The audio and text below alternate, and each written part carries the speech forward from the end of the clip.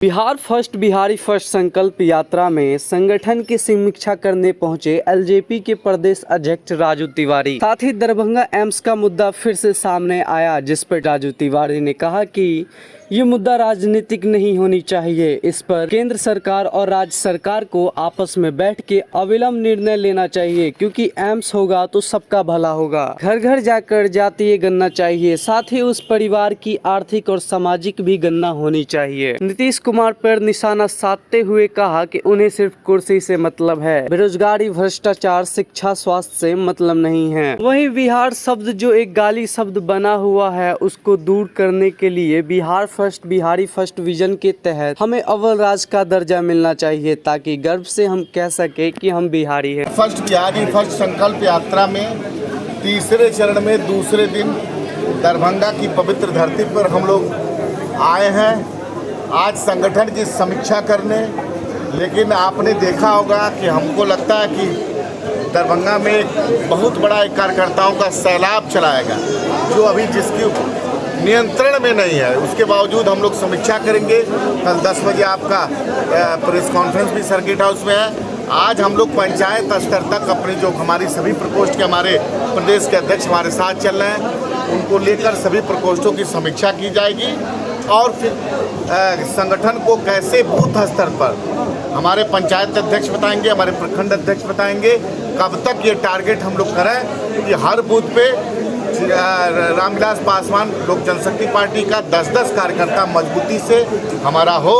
और इसी संगठन के दृष्टिकोण से हम आए हैं। देखिए, दुर्भाग्य की बात है कि दरभंगा में जिस हिसाब से राज्य सरकार यहाँ राजनीति से प्रेरित होकर के अपना काम कर रही है, निश्चित रूप से दुर्भाग्यपूर्ण है। हमको लगता है कि एम्स होगा तो सबका भला होगा और ये निहायत जरूरी है। इसमें थोड़ा भी विलंब नहीं होना चाहिए। मेरी पार्टी ये मांग करती है कि इसको तुरंत राज्य सरकार और केंद्र सरकार बैठ करके इसको तुरंत इसका निस्तारण करें। सर, एलओसी तो केंद्र सरकार को देना, बिहार सरकार जमीन सब कुछ दे चुकी है, थोड़ी जमीन बाकी है, दे देगी, बना देगी, 4 लेन बना देगी। एलओसी देने में क्यों देरी हो रही है? देखिए, आप देखिए 4 लेन बना देगी, जब निर्माण होगा तो हमको तो अभी हम स्थल निरीक्षण नहीं किए, लेकिन जो हमको जानकारी मिली है कि वो थोड़ा इंटीरियर एरिया है जहाँ जल जमाव की स्थिति है। अब यथा स्थिति आप लोग जानते होंगे, लेकिन मैंने स्पष्ट रूप से कहा ये एम्स राजनीति का विषय नहीं है।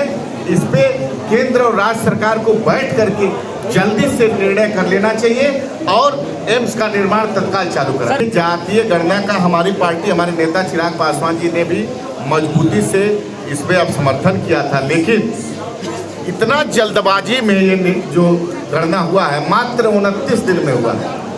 और जातीय गणना के साथ साथ आपने देखा होगा आर्थिक और सामाजिक गणना भी हुआ है, लेकिन आर्थिक और सामाजिक गणना इन्होंने नहीं, जातीय गणना निश्चित रूप से आया है किसी विशेष राजनीतिक पार्टी के दबाव में। विशेष जाति, मैं स्पष्ट रूप से कह रहा हूँ, राजनीति से प्रेरित होकर के गणना लाया गया है। लेकिन बिहार की आवाम, आपने देखा होगा रिएक्शन कि ये विशेष जाति को प्रभावित होकर के गणना है, जिसको हमारी पार्टी नकारती है और मांग करती है कि घर घर जा कर के जैसे जाति गणना का कल्पना हम लोग किए थे और वहाँ की उस परिवार की आर्थिक और सामाजिक गणना भी होना चाहिए कि 32 साल से जो ये राज कर रहे हैं, तो हमारे जो पिछड़े और जो भी समाज के नीचे तबके के हैं, उन लोगों का कितना उत्थान ये लोग 32 साल में किए, भी तो उजागर करना चाहिए। हमारी पार्टी निश्चित रूप से हमारे संस्थापक हैं, हम लोग के उन्हीं के पद चिन्हों पर चलने का काम करते हैं और उनके ही पद चिन्हों पर चलने का काम हमारे नेता चिराग पासवान किए हैं। अगर नहीं करते